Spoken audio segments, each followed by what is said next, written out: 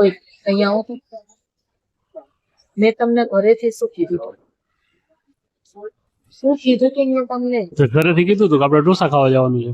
હા મેં શું કહ્યું તું ઓફિસેથી સીધા આવજો. હા તો આપણે ઓફિસ થી સીધો જ આવ્યો છું. તો પછી આ બધા લંગર ને કેમ હારે? અરે હા હા હા અરે ભાઈ અમારે મોડું થયું એનું કારણ એ જ હતું. પેલા પ્રફુલભાઈ ગુજરી ગયા છે આપડા પાડોશમાં નહોતા રહેતા પ્રફુલભાઈ પટેલ. ફૂલભાઈ ગુજરી ગયા? હા ઓલા પટેલ. અરે એ તો નાના એવા હતા હજી. હા પણ હવે ગુજરી જ જાય. ભાઈના ખાસ ફ્રેન્ડ હતા તો આપણે જવું તો પડે ને. હાવ નાના એવા હતા બિચારા. એટેક આવી ગયો. એટેક જ આવી જાય ને પણ બાયડી કેટલી બાજકડી હતી. હવે ઈ તને ત્યાં રહેતા હતા ને ત્યાં તમારે જો બહુ બાજકી હતી. તારે બાખડતી હતી તો તમારે શું જવાની જરૂર હતી ત્યાં? જવું પડે ભાઈ કોઈ ગુજરી જાય તો ત્યાં તો જવું પડે ને. અને આપણે બાને ભાઈ ને બધાને સંબંધ છે. ભાભી ને હતા ભાભી હતા. પછી બેસણું પૂરું થયું ને તો મને કે ઘરે જમીન જાઓ. ભાભીએ કીધું ને? ભાભીએ કીધું તો ન ગયા? તે કીધું તું કરાય હું આવત. તે કીધું તું કે આપણે ઢોસા ખાવા જાવ તો હું અહીંયા ક્યાં જાઉં ભાભી પાસે હારે. એ તો કાલ જાત આપણે. તે મને કીધું તું કે આપણે આજ નો જવાનું થાય કાલ જશું એમ. તારું જો આજ ટાઈડો હોય ને તો તું તાંડવ કર તાંડવ કર તારું. સારું હવે એ બધું મેલો પડતું પણ આ બધાને હારે લઈને આવવાની શી જરૂર હતી? અહીંયા ઢોસા કેટલા મોંઘા તમને ભાન છે? સાંભળ ભાભી મને બહુ આગ્રહ કર્યો જમીન જાઓ ને મારાથી બોલાઈ ગયું આમ ઢોસા ખાવા જવાનું છે. એવી વાત તમારી કોઈ વાત પેટમાં પણ બોલ્યા તો શું થઈ ગયું એમાં? તો બોલ્યા તો બોલીને હલતું ખવાય. હારે શું નહીં આયા તમે? બા કે મારે ખાવો છે ના પાડવી મારે. એટલે સામેથી તો ન જ આયા હોય. તમે કીધું જ હજી ભાભી મને આગ્રહ કર્યો ને તો મેં કીધું કે હાલો બધા ઢોસો ખાવા હારે. બાને ભાવે તને ખબર છે. મેં બા માટે કીધું હતું બધા તૈયાર થઈ ગયા. આ કેટલું બિલ આવશે હવે? એ ખવડાવે છે આપણને ખબર નથી પડવા દેતા. એ તારી વાત સાચી પણ કાંઈ વાંધો નહીં ક્યારેક હોય આવું. અચ્છાની મને ઢોસો ખાવા માટે દઈ દેશું બિલ.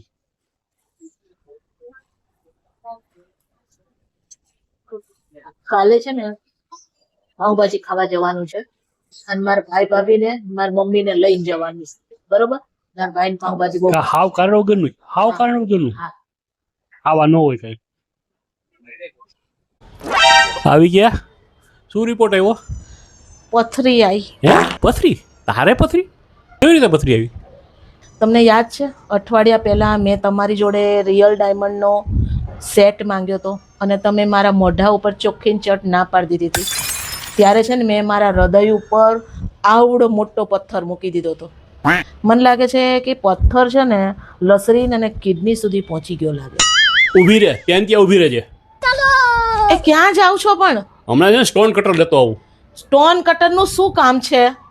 આ પથરીની એવી હિંમત કે મારા બૈરીની હાર્ટ થી માંડીને કિડની સુધી પહોંચી જાય. આજે એના કટકે ખટકા કરી નાખું.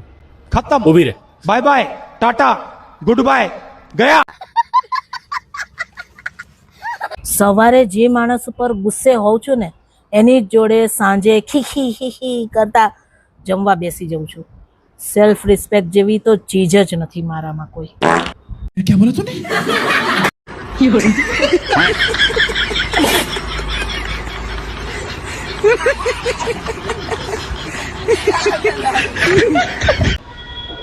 આ શું બેઠા બેઠા ઊંચું જોઈને આટલા વિચારો કર્યા રાખો છો ક્યાર ના?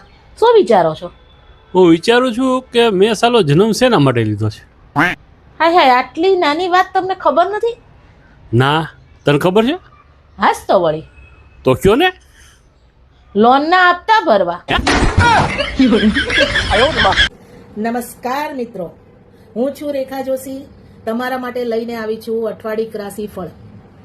દરેકને પોતપોતાની રાશિ પ્રમાણે કયું ફળ મળશે, કોને કેટલો ફાયદો થશે, કોને શેમાં નુકસાન જશે, બધું જ આ અઠવાડિયે તમારી રાશિમાં શું ફેરફાર થવાના છે બધી જ માહિતી હું તમને આપીશ.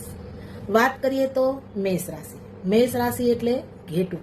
મેષ રાશિને નવા કામમાં સફળતા મળવાની પૂરેપૂરી સંભાવના છે, પરંતુ ઘેટા જેવી ટક્કર મારવાની ઉતાવળ જરાય ના કરતા, નહીતર ભીતમાં માથું પછડાવાની પૂરેપૂરી શક્યતા છે અને માથું ફૂટશે તમારું. એટલે એવી ઉતાવળ જરા પણ ના કરતા. બીજી રાશિ આવે છે વૃષભ. વૃષભ એટલે બળદ.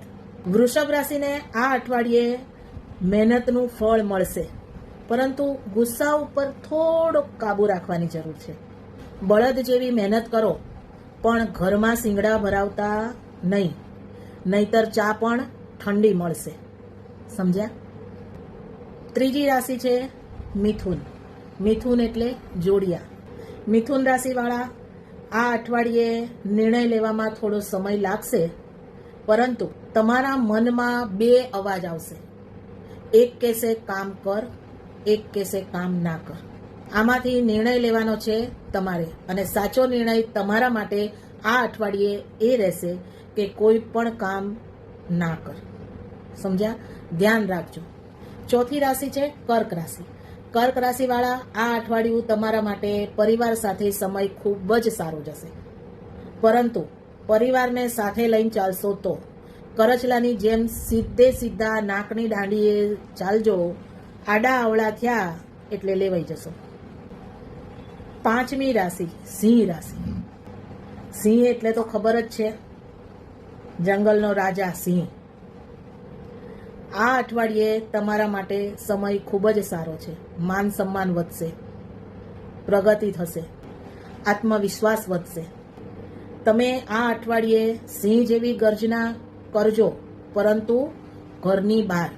ઘરમાં પત્ની સામે બિલાડી મોડ ઓન રાખજો, નહીતર હલવાઈ જશો. છઠ્ઠી રાશિ છે કન્યા રાશિ. કન્યા, સુકન્યા, જે દરેક પુરુષને મળે છે. કન્યા રાશિવાળા આ અઠવાડિયે તમને દરેક નાની નાની બાબતમાં ખુશીઓ મળશે, પરંતુ તમારા જીવનમાં રહેલી સુકન્યાને જાળવશો તો અત્યારે ચાલતા અવનવા સેલોમાં પત્નીને લઈ જશો તો, પત્નીને બહાર ફરવા લઈ જશો તો, પત્ની સાથે ખોટી માથાકૂટો નહીં કરો તો આ અઠવાડિયે તમારા જીવનમાં નાની નાની ખુશીઓ આવતી રહેશે. સાતમી રાશિ છે તુલા. તુલા એટલે સંતુલન, બેલેન્સ. આ અઠવાડિયે તુલા રાશિવાળા પોતાના જીવનમાં બેલેન્સ જાળવીને રાખજો, નહીતર ખૂબ જ મોટા ઉતાર ચઢાવ આવે એમ છે. ખાસ કરીને તુલા રાશિવાળા ઘરમાં સંતુલન જાળવજો, પત્ની અને માતા વચ્ચે. એટલે કે સાસુ વહુ વચ્ચે જો સંતુલન જાળવશો તો તમે સંતુલિત રહી શકશો. આઠમી રાશિ છે ધનુ રાશિ. ધનુ એટલે ધનુષ. આ અઠવાડિયું તમારા માટે લક્ષ્ય સાધવાનો પૂરતો સમય છે. તમારું ધ્યાન લક્ષ્ય તરફ રાખજો અને આગળ વધજો. તમારા ધનુષ્યનું તીર ફક્ત દુશ્મનને વેધવા માટે જ છોડજો. જો પત્ની તરફ કર્યું તો વિંધાઈ જશો. 10મી રાશિ છે મકર. મકર એટલે મગર. મકર રાશિવાળા આ અઠવાડિયે મગરના આંસુ ઓછા પાડજો, કેમ કે તમારી આજુબાજુના લોકો જાણી ગયા છે કે તમે મગરના આંસુ વહાવો છો. 11મી રાશિ છે કુંભ. કુંભ એટલે કળશ. કુંભ રાશિવાળા નવા વિચારો તમને ખૂબ જ સફળતા અપાવશે. કુંભ રાશિવાળા કળશની જેમ જ્ઞાનથી ભરેલા રહેજો, પણ અવાજ ઓછો રાખજો ઘરમાં. 12મી રાશિ છે મીન. મીન એટલે માછલી. મીન રાશિવાળા તમારો સમય ખૂબ જ સારો આવવાનો છે. નસીબ તમારું સાથ આપશે. માછલીની જેમ તરવરાટ રાખજો, પરંતુ માછલીની જેમ કોઈની જાળમાં ફસાઈ જતા નહીં, જેમ કે રૂપિયા ડબલ કરવાની સ્કીમમાં. આ હતું 12 રાશિઓનું રાશિ ભવિષ્ય.